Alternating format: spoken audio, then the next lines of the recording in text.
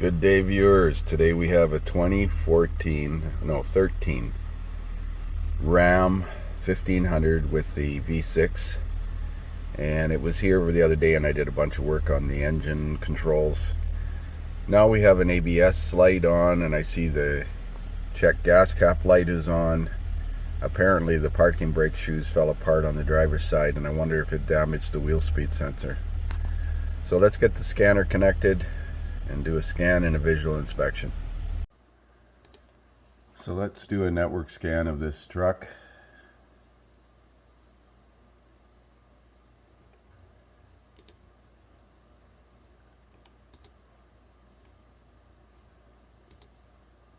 I think it did have an ABS code for a front speed sensor before.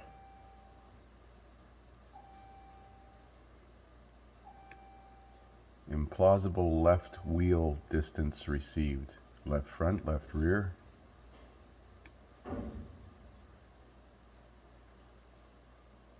Vehicle speed signal performance active. Implausible vehicle speed signal received. That's interesting. Transmission inhibited, remote start stored. Left front tone wheel generator general signal failure. Left rear speed sensor signal compare failure. Lost vehicle speed message. Left low beam control circuit short the battery. I bet you it's got aftermarket headlights in it. Center stop lamp control. Well, it's got a topper on it. I don't think it has a center stop lamp. Lost communication with camera. It's got aftermarket radio, or a different radio than the original. Implausible data received from ABS, but I don't see why the gas cap. Oh yeah, there we go. On the OBD2 side, we got an evap small leak detected. Evap small leak detected, fuel cap loose. Coolant thermostat below set temperature, so it's running cool. Oh, just wonderful. Well, let's put it up in the air and do a visual. Yeah, I'd say that's a problem. The parking brake shoes fell apart, ripped the backing plate. It might have damaged the speed sensor in here. I'm gonna try and see if it'll come out. Very good possibility that speed sensor got damaged, but I know that there was a code for the left front before. How's this side look? It's pretty weak. Parking brake is actually on right now, so likely that side's compromised too. I'm gonna try to remove that speed sensor.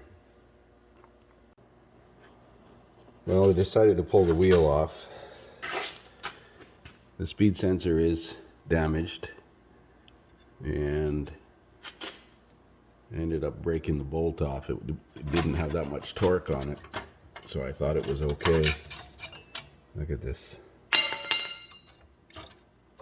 But I was hoping to be, look at the reluctor here. So we're gonna need a reluctor as well. Shit. That's part, I bet you that's available from the dealer, but that's pressed on the axle shaft. Yeah, that's hooched. So that still doesn't explain the left front speed signal. Lovely. I'm temporarily putting this back together to put it outside, but he's got an airbag problem too. I don't think that airbag's going to hold air. Oh well, that's minor. At least he's got the factory coil springs. Well, as you can imagine, that reluctor, which is pressed onto the axle shaft, is not available aftermarket here in Canada, or from the dealer separately from the axle shaft, and it's $550 for the axle shaft. So I'm trying a salvage yard to see if I can get a used one. Just trying to expedite this repair. Speed sensor is available aftermarket, and it's relatively inexpensive, so we've ordered that. But I was hoping to be able to take all this paraphernalia out of here and drive this thing and see if I was having a dropout on the front speed sensor. but we'll have to address that after the fact. So we're back working on this 2013 Ram, and we're doing the parking brake components in here. I've ordered loaded backing plates from the dealership, and we're going to change this axle shaft because the reluctor is damaged. Now, to get the axles out, you have to pull the C-lock pin out, this little pin, and it's got to be located in just the right spot. Now, this has got the electric shift transmission, the rotary dial, and if you turn the key on and step on the brakes, first of all, if you do that with the calipers off, you'll puke the caliper pistons out, so that's why I put a C-clamp on here, because I should have thought about doing this.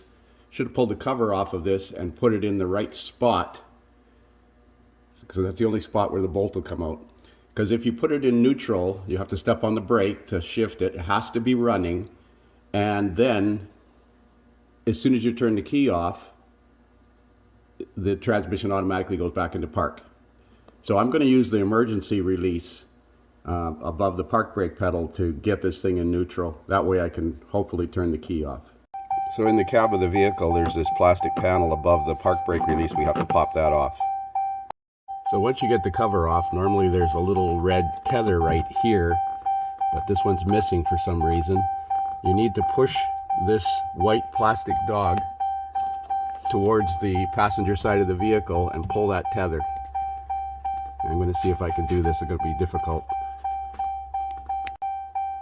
So now with that pulled out, you have to push that plastic release towards the passenger side of the vehicle and pull on this. Normally there's a little red tether attached here, but I just used one of these bent screwdriver to hook on it and pull. Pull it out till it latches, and now it should be in mechanical neutral. So now you should be able to turn the differential carrier with a wrench, 18mm wrench on the crown gear bolt, so that you can pull this bolt out of here in this one spot on the cap where it's accessible. Now I would recommend turning this until the pin is pointing down slightly. That way you can get up here and push with your finger. Now don't pull the pin right out. Pull it down until it clears the axle shaft. And reach over, push the axle shaft in. And that C-lock, if you rotate it, should fall out. Then push the axle shaft out. Repeat the same procedure on this side. Push the axle shaft out. And then put the pin back in again. And then rotate it back up where you can slide the bolt in.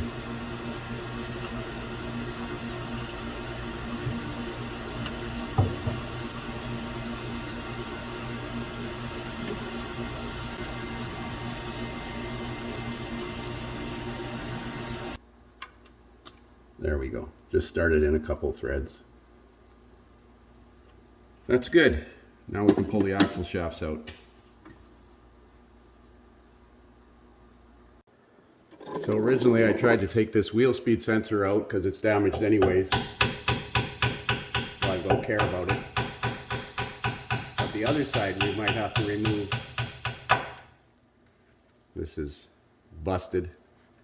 And I ended up breaking the bolt off. I thought it was turning, but it snapped off. It came out about 1/8 of an inch, and I should have went back and forth. There's some more 6mm bolts here with I-16 heads. I'm pretty sure we have to take these. I haven't got the backing plates. They're delivering them this morning. But I'm sure it comes with, maybe it doesn't come with this, but I think that goes through there. I can't see the parking brake mechanism being anchored with these 3 little bolts. But we'll see.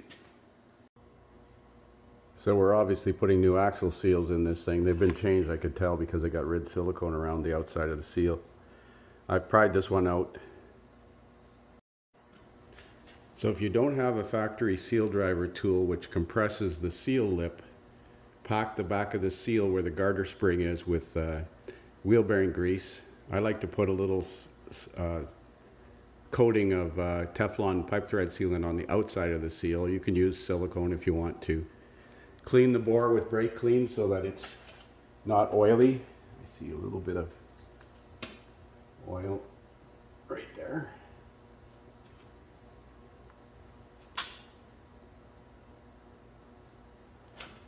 And I have a bearing driver that I'm going to try and start the seal.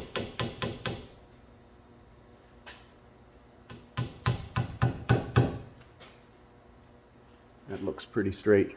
The reason for packing that is so the garter spring doesn't pop off. Make sure it's going in straight.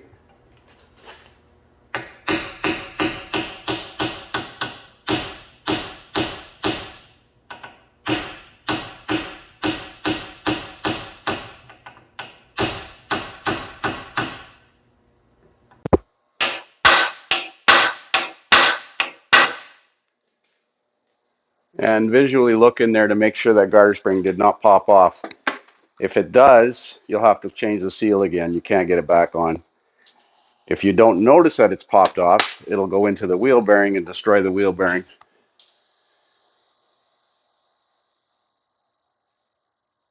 So that's this side done.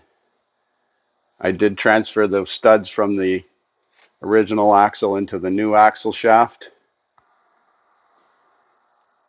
Is this broken? I think this ear is broken off. I hope this piece comes with this park brake shoes. It's got to because this is the shoes would be sitting in here, so it's got to come with that. So I'm going to take that off.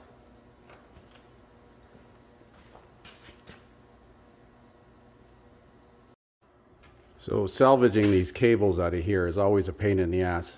So I managed to do it because I'm throwing away this piece. I cut this ear with the Rolex or with a zip cut blade and knocked the ear off because that's garbage anyways.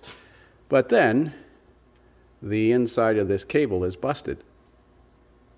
So I need a left parking brake cable as well. Fortunately, it looks like the easy one to replace just goes to here. It's 48.5 inches long. So we're going to change this left rear cable. I think the right one is okay. So there's the diff housing, gasket surface prepped, wheel speed sensor installed, dielectric grease on the connector up there. It is an aftermarket speed sensor.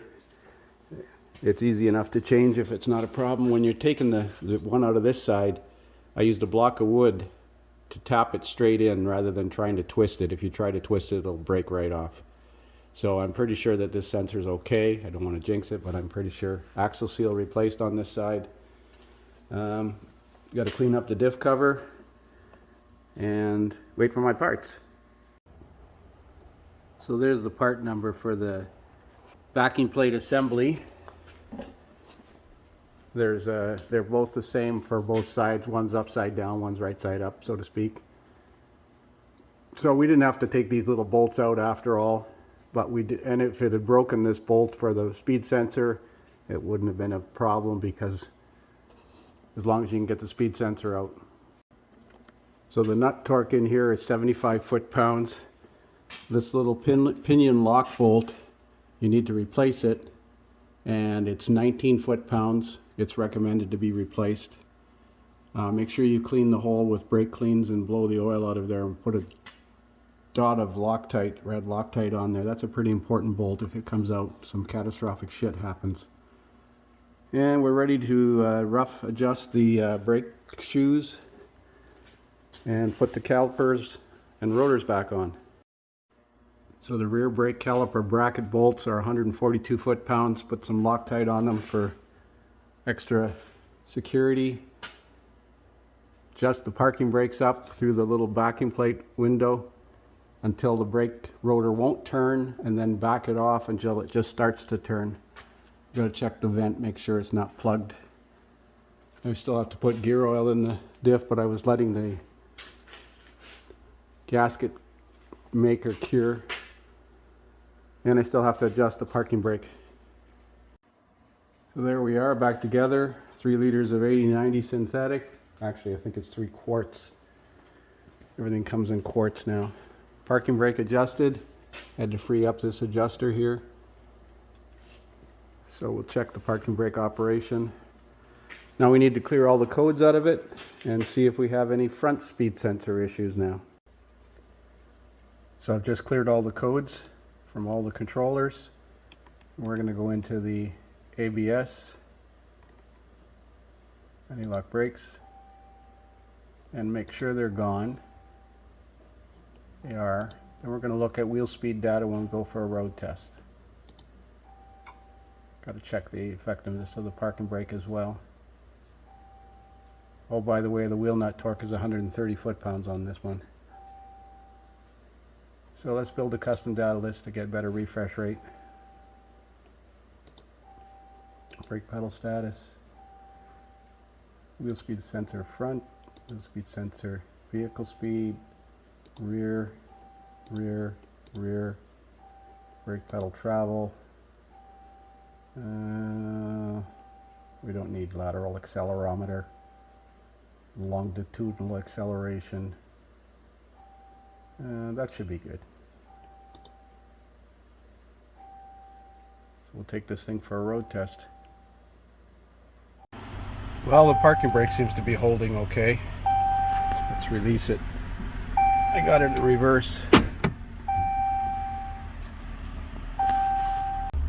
Note the ABS and brake warning light flashing while we're in diagnostics. I'm pretty sure that's a normal event. Well, I've cleared all the codes out of all of the controllers, including the ECM, and that fuel cap reminder light is on. I think it stays on until it runs an evap test and passes, but I'll look that up. But the wheel speed sensor signals look pretty rational, and all agree, and there was no dropout from the left front, but it had a history code of that before when I did the engine work a few days ago. So we'll discuss that with the customer, but the parking brake system is repaired and everything seems to be fine so far. Thanks for watching.